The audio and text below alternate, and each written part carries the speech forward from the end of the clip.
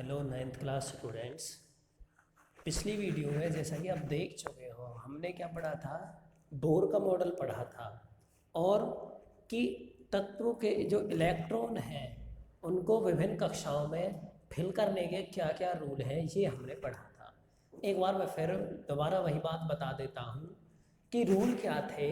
वो कुछ इस प्रकार थे कि सबसे पहले कक्ष में तो सिर्फ जो है दो ही इलेक्ट्रॉन आएंगे। उसका रीज़न क्या था, मैंने आपको 2n² ये रूल बताया था, जहाँ n का मतलब क्या था, नंबर ऑफ सेल्स, कक्षाओं की संख्या से था, कक्ष की संख्या से था। अगर आपसे कही जाए कि पहले कक्ष में कितने इलेक्ट्रॉन आएंगे तो कितने आएंगे, पहले में कितने आए थे, 2 इंटू एन का मान कितना 1 रखना है, तो 1 का स्क्वायर बराबर 2 इंटू 1 बराबर है 2। दूसरे कक्ष में ये तो होगी के कक्ष की बात, पहले कक्ष की बात, पहली सेल की एल की बात करी जाए तो 2 इंटू, तब एन का मान कितना रखा जाएगा 2, 2 का स्क्वायर 2 इंटू 2 2 जा 4, तो उसमें मैक्सिमम कितने इलेक्ट्रॉन आ सकते हैं 8। एम में 2 इंटू 3 का स्क्वायर, तो 2 इंटू 3 3 जा 9, 9 2 जा 18, उसमें कितने आ सकते हैं 18। एन में फोर्थ कक्ष में 2 इंटू 4 का स्क्वायर, 2 इंटू 4 4 जा 16 बराबर 32। तो ये इस प्रकार थे। फिर क्या था, फिर एक रूल ये बताया था कि जो सबसे एंड वाला कक्ष होगा, अंतिम कक्ष होगा, उसमें 8 से ज़्यादा इलेक्ट्रॉन नहीं होंगे, ठीक है ना, उसमें मैक्सिमम 8 इलेक्ट्रॉन हो सकते हैं।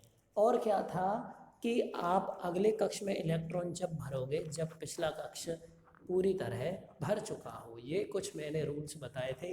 अब आगे हम तत्वों के बारे में पढ़ेंगे, उनका परमाणु संख्या क्या होती है, परमाणु द्रव्यमान क्या होता है, ये सब उसकी संरचना पढ़नी है। कहने का मतलब ये है, देखिए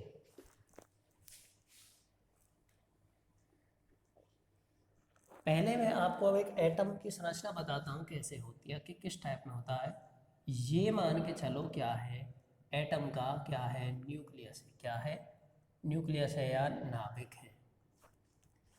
क्या है ये एटम का नाभिक। किसने खोज की थी न्यूक्लियस की, परमाणु के नाभिक की, रदरफोर्ड ने, ई रदरफोर्ड ने, अर्नेस्ट रदरफोर्ड ने। उसने अल्फा प्रकीर्णन किया था, आपको बताया पहले। तो उनकी खोज में उन्होंने ये न्यूक्लियस के बारे में बताया। उन्होंने क्या कहा था कि परमाणु के बीचों बीच एक बहुत ही जो है कठोर चीज़ है, जिसमें परमाणु का पूरा द्रव्यमान केंद्रित है। तो वो क्या था, न्यूक्लियस था। क्या था, न्यूक्लियस था। अब मैंने पहले भी आपको बताया है कि न्यूक्लियस के अंदर क्या क्या चीज़ उपस्थित होती है, प्रोटॉन और न्यूट्रॉन। क्या क्या चीज़ होती है, प्रोटॉन और न्यूट्रॉन। प्रोटॉन को किससे डिनोट करते हैं, पी से, और न्यूट्रॉन को किससे डिनोट करते हैं, एन से। ठीक है भाई। और क्या है कि खोज किस किसने की थी वो भी बता दीजिए, अभी बता देता हूँ मैं। प्रोटॉन की खोज किसने की थी, रदरफोर्ड ने, और न्यूट्रॉन की खोज किसने की थी, जेम्स चैडविक ने। ठीक है। तो अब देखिए प्रोटॉन पर कौन सा चार्ज होता है, पॉजिटिव। पहले बता चुका हूँ मैं, धनावेश होता है प्रोटॉन पर, लेकिन न्यूट्रॉन पर नो चार्ज, कोई आवेश नहीं। तो कहने का मतलब पूरे नाभिक पर कैसा आवेश हो गया, पॉजिटिव। नाभिक कैसा होता है, धनावेशित होता है। आई बात समझ में। आपको परमाणु के 3 सब पार्टिकल्स या सब एटॉमिक पार्टिकल्स, 3 अपरमाणु कण बताए हैं। कौन कौन से, इलेक्ट्रॉन, प्रोटॉन और न्यूट्रॉन। प्रोटॉन और न्यूट्रॉन तो कहाँ उपस्थित होते हैं, नाभिक के भीतर, जबकि जो इलेक्ट्रॉन है वो नाभिक के चारों ओर विभिन्न कक्षाओं में ऐसे चक्कर लगाते रहते हैं। है बात समझ में। ये इसके चारों ओर इलेक्ट्रॉन जो है वो विभिन्न कक्षाओं में चक्कर लगाते रहते हैं। ये इनमें क्या घूमते रहते हैं, इलेक्ट्रॉन्स घूमते रहते हैं। ठीक है भाई, इन कक्षों में। ये क्या है, पहला कक्ष होता है, के कक्ष, पहला भी लिख सकते हैं। ये क्या है, एल कक्ष, एल सेल। ये क्या है, एम कक्ष, और बाहर एक और क्या आ जाएगा, एन कक्ष। आई बात समझ में। तो ये कक्ष हैं। कक्षों में इलेक्ट्रॉन भरने के नियम मैंने अभी भी बताए हैं और पहले आपको समझा ही चुके हैं पिछली वीडियो में। तो परमाणु की संरचना जो है वो इस प्रकार होती है। अब देखिए इसी के बेस पर मैं आपको समझाता हूँ। सबसे पहले देखिए परमाणु संख्या।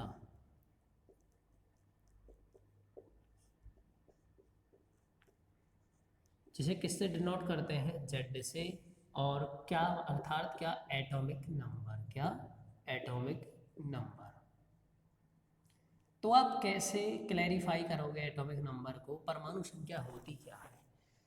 तो किसी भी प्रोटॉन तत्व के अंदर नाभिक में उपस्थित प्रोटॉनों की संख्या, वो क्या है, वो क्या कहलाती है, एटॉमिक नंबर कहलाती है। क्या कहलाती है? एटॉमिक नंबर कहलाती है।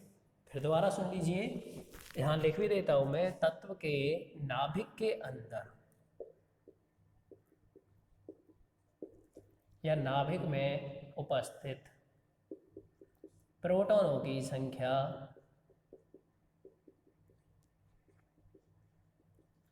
तत्व की क्या कहलाती है? परमाणु संख्या कहलाती है।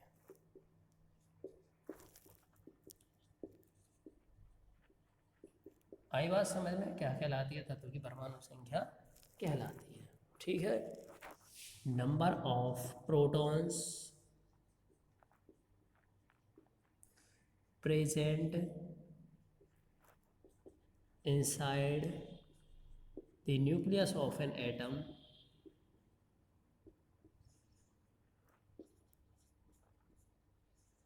is called atomic number. It is denoted by Z। मैंने पहले ही बता दिया है, इसको किससे डिनोट करते हैं भाई? Z से इसको डिनोट करते हैं। अर्थात नाभिक के अंदर जितने प्रोटॉन होंगे वो क्या होगी? उसकी परमाणु संख्या होगी। क्या होगी? परमाणु संख्या होगी। और अगर मैं बात करूं एटॉमिक मास की, परमाणु द्रव्यमान की,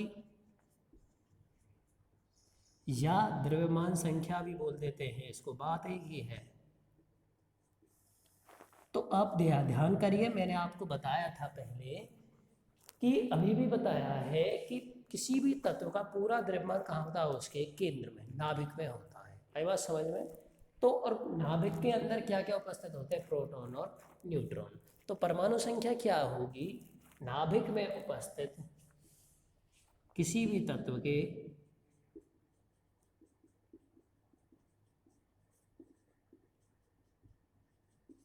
नाभिक में उपस्थित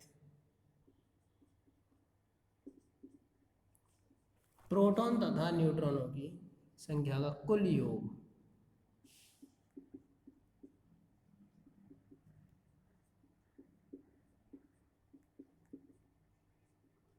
की संख्या का कुल योग क्या कहलाता है?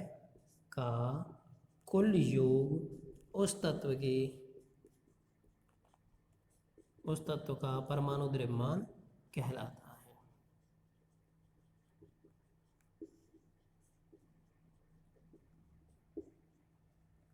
ठीक है भाई। ये अर्थात क्या है? प्रोटॉन जमा में न्यूट्रॉन, प्रोटॉनों की संख्या जमा में न्यूट्रॉनों की संख्या, वो क्या कहलाएगी? ए। एटॉमिक मास को किससे डिनोट करते हैं? ए से डिनोट करते हैं। ठीक है ना? किससे डिनोट करते हैं? कैपिटल ए से इसको डिनोट किया जाता है। ठीक है ना? The total number of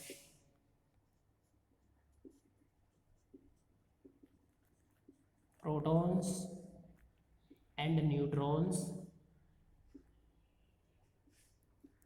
present inside the nucleus of an atom, present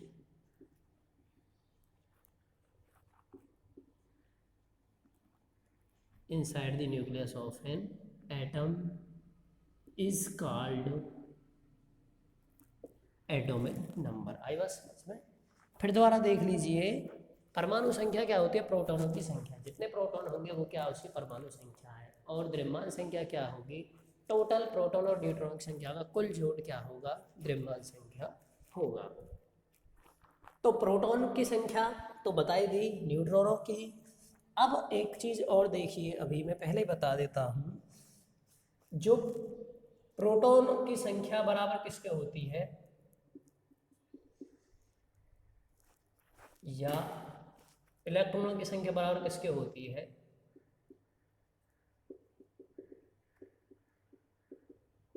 किसके होगी? प्रोटॉनों की संख्या किसके बराबर होगी? प्रोटॉनों की संख्या के। आई बात समझ में? और न्यूट्रॉनों की संख्या जब आपको निकालनी हो आई बात समझ में? जब न्यूट्रॉनों की संख्या निकालनी हो तो कैसे निकलेगी वो? न्यूट्रॉन की संख्या कैसे निकलेगी? ए माइनस जेड, अर्थात द्रव्यमान संख्या माइनस परमाणु संख्या। क्यों बनता है ऐसा? भाई द्रव्यमान बनता किससे है? प्रोटॉन जमा न्यूट्रॉन से। और जब न्यूट्रॉन आपको निकालने हो तो द्रव्यमान माइनस प्रोटॉन, प्रोटॉन का मतलब क्या है? परमाणु संख्या ही तो है, तो फिर द्रव्यमान संख्या माइनस परमाणु संख्या। अभी आपको बताया कि नाभिक किसके बराबर होता है, या ए किसके बराबर होता है? प्रोटॉन जमा न्यूट्रॉन के। न्यूट्रॉन निकालना तो क्या आ जाएगा? ए, अर्थात द्रव्यमान घटा प्रोटॉन। प्रोटॉन का मतलब क्या है? परमाणु संख्या, अर्थात द्रव्यमान घटा परमाणु संख्या। ठीक है ना? द्रव्यमान संख्या माइनस परमाणु संख्या से क्या निकल आएंगे? नंबर ऑफ न्यूट्रॉन्स निकलेंगे। ये तरीका है जो आपको फॉलो करना है। अब क्या है, इलेक्ट्रॉन बाहर घूम रहे हैं, प्रोटॉन और न्यूट्रॉन तो आपको बार बार मैंने बताई दिया। ये क्या है? यहाँ निशान लगा देता हूँ, कहीं आप कंफ्यूज हो। ये क्या है? न्यूक्लियस है, नाभिक है। तो प्रोटॉन और न्यूट्रॉन तो यही रहेंगे, इनका कोई ताल्लुक नहीं है बाहर आने जाने से। सिर्फ जो इलेक्ट्रॉन है जो बाहर घूम रहे हैं, उनकी ही किसी ना किसी तत्व के साथ आदान प्रदान होता है, लेन देन होता रहता है। उनकी संख्या घटती बढ़ती रहती है जब आवेश बनेगा तब। तो तत्व क्या है? जिस तत्व के, अब मैंने आपको रूल बताया था कि किसी तत्व के बाह्यतम कोश में अधिकतम 8 इलेक्ट्रॉन होने चाहिए। 8 इलेक्ट्रॉन से ज़्यादा नहीं होगा। जिसका बाह्यतम कोश पूर्ण रूप से भरा हुआ हो, जिन जिन तत्वों का, उन तत्वों के क्या है, वो तत्व क्या कहलाते हैं? उत्कृष्ट गैस कहलाएंगे। अब इनसे ही क्या होती है, यहीं से ही पहले ये सब आपने समझ ही लिया है। आगे मैं बताता हूँ इससे रिलेटेड एक और होता है संयोजकता।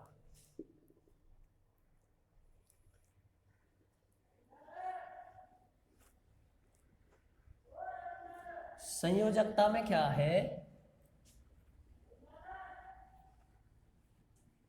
संयोजकता किसे कहते हैं? किसी भी तत्व के बाह्यतम कोश में उपस्थित इलेक्ट्रॉनों की संख्या, या किसी भी तत्व की कंबाइनिंग पावर को क्या बोलते हैं? उसकी संयोजकता बोलते हैं। ठीक है ना? संयोजन क्षमता को संयोजकता, वैलेंसी, ये और देख लीजिए अभी, तब हम आगे मेन टॉपिक पढ़ेंगे।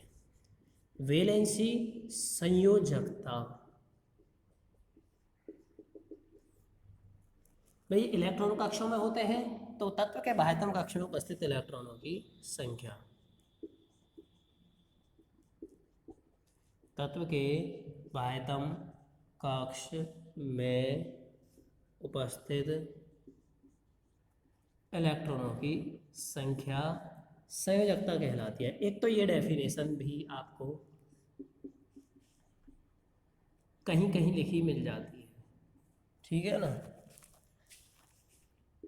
Number of electrons present inside the outermost cell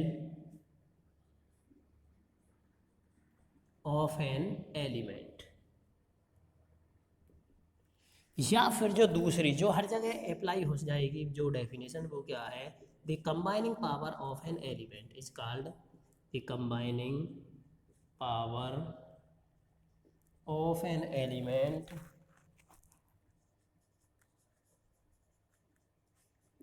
is called valency. किसी भी तत्व की संयोजन क्षमता,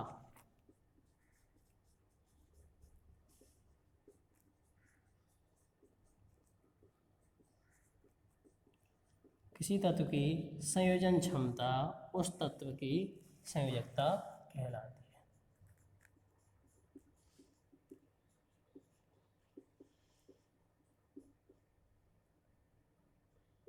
उस तत्व की संयोजकता कहलाती है।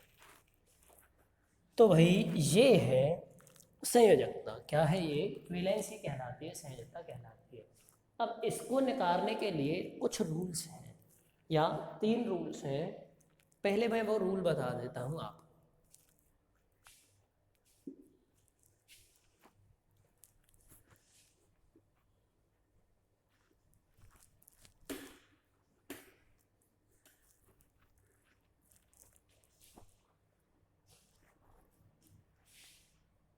रूल्स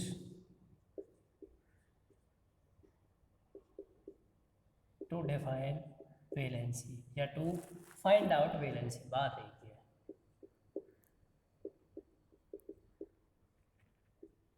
संयोजकता ज्ञात करने के नियम।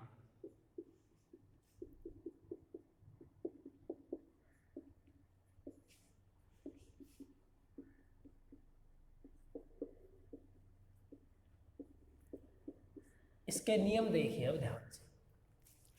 तो नियम क्या है संयोजकता ज्ञात करने का? मैंने आपको बताया बाह्यतम कोश में अधिकतम 8 इलेक्ट्रॉन हो सकते हैं, उससे ज़्यादा नहीं। तो जब किसी तत्व के बाह्यतम कोश में, ठीक है ना, 4 से कम इलेक्ट्रॉन होंगे, 1, 2 या 3 होंगे, तो उस तत्व की संयोजकता कितनी होगी? उतनी ही होगी जितने वो इलेक्ट्रॉन हैं।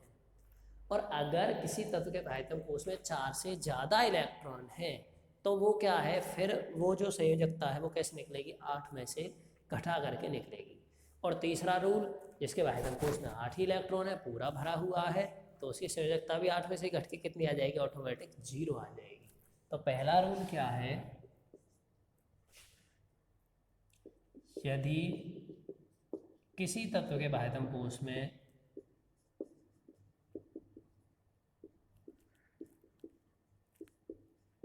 बाह्यतम कक्ष में 4 इलेक्ट्रॉन हों, 4 से कम इलेक्ट्रॉन हों, तो उसकी संयोजकता वही रहेगी।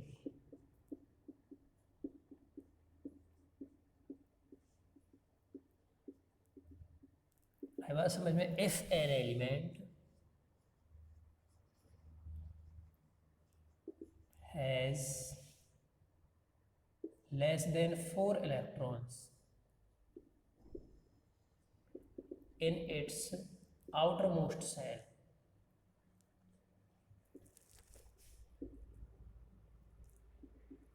then the valency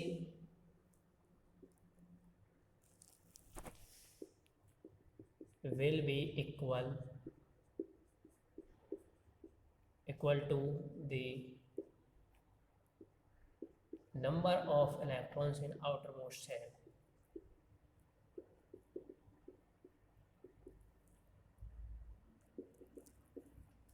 किसके बराबर होगी? बाह्यतम कक्ष में जितने इलेक्ट्रॉन होंगे उसी के बराबर वो संयोजकता होगी। ठीक है ना? अभी मैं आपको एग्जांपल देता हूँ एक तत्व का। हालांकि 20 तक मैं सभी तत्वों को आपको एक एक करके लिखूंगा बाद में, अभी पहले पर ये जानना जरूरी है संयोजकता निकलती कैसे। तो एक एग्जांपल देता हूँ मैं। जैसे लिथियम है, लिथियम कोई तत्व है जिसकी परमाणु संख्या कितनी है? 3 है। परमाणु संख्या हमेशा कहाँ लिख, इसकी परमाणु संख्या कितनी है? 3 है। कितनी है? 3। तो इसका एटॉमिक नंबर क्या है? इसका 3। तो इसमें नंबर ऑफ प्रोटॉन्स भी कितने होंगे? परमाणु प्रोटॉनों की संख्या भी कितनी होगी? 3। और मैंने आपको बताया इलेक्ट्रॉनों की संख्या प्रोटॉनों के बराबर होती है, तो नंबर ऑफ इलेक्ट्रॉन्स भी कितना होगा? 3। अब इसका इलेक्ट्रॉनिक कॉन्फ़िगरेशन करिए। इलेक्ट्रॉनिक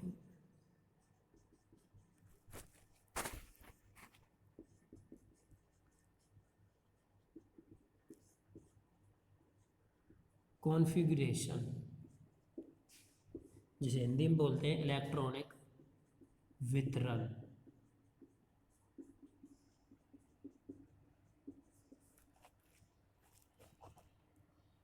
तो देखिए पहले कक्ष में कितने इलेक्ट्रॉन आ सकते हैं? मैक्सिमम 2, बताया था आपको रूल।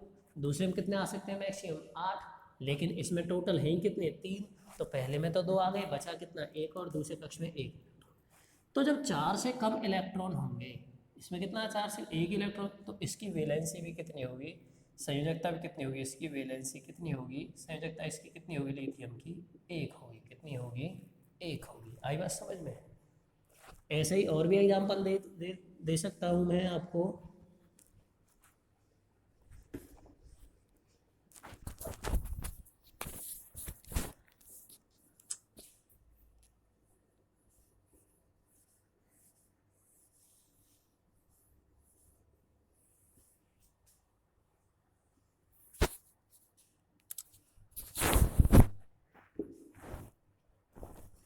ठीक है ना। दूसरा देखिए, अगर किसी तत्व के बाह्यतम कोश में 4 से यहाँ कम है, अगर 4 से अधिक इलेक्ट्रॉन हुए तो ऐसी कंडीशन में क्या करेंगे, तो उसकी संरचना वही नहीं रहेगी। तो क्या है, उनको जो है बाह्यतम कोश में यदि किसी तत्व के बाह्यतम कक्ष में 4 से अधिक इलेक्ट्रॉन हो तो बाह्यतम कक्ष में उपस्थित इलेक्ट्रॉनों की संख्या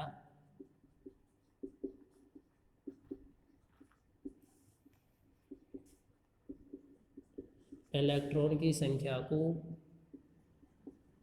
8 में से घटा दिया जाता है।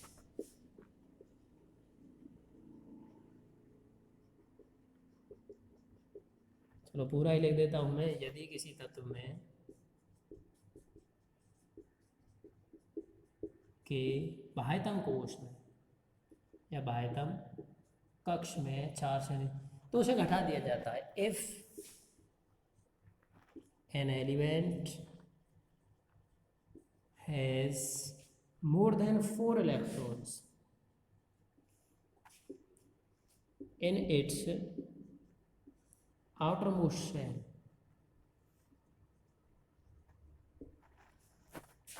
then तब the number of electrons of outermost shell is subtracted from 8 उसे 8 में से घटा दिया जाता है। एग्जाम्पल देखिए, जैसे कि मैं आपको एग्जाम्पल दूं,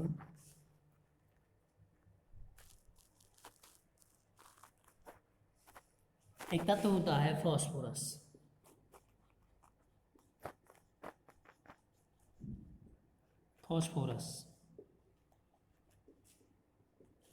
जिसकी परमाणु संख्या क्या होती है, 15 होती है। तो उसमें इलेक्ट्रॉनों की संख्या भी क्या होगी,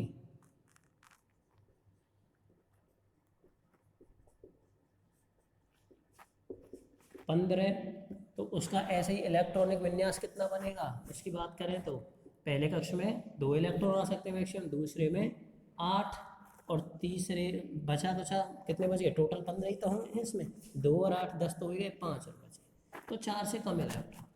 तो इसकी संयोजकता कितनी आएगी, 8 घटा 5 बराबर कितनी आएगी इसकी संयोजकता, 3 आएगी। कितनी आएगी इसकी संयोजकता, 3।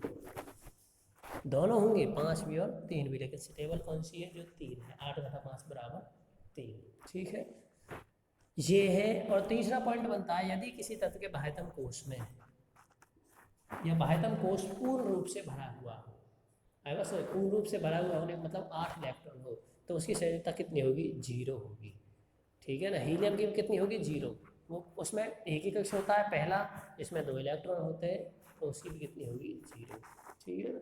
तो ये है, ये आपको नियम करने हैं, वो तीनों परिभाषाएं हैं। तब आपको आगे प्रत्येक तत्व के number of protons, number of electrons, संयोजकता सभी समझाई जाएगी।